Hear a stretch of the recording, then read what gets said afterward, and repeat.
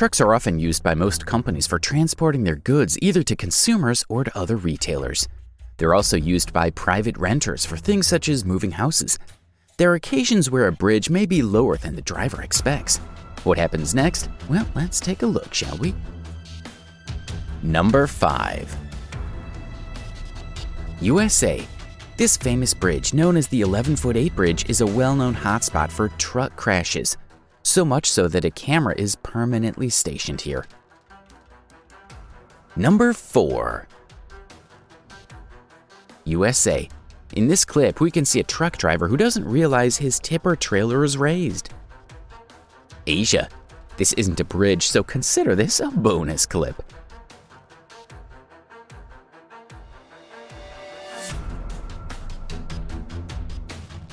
Number 3. USA.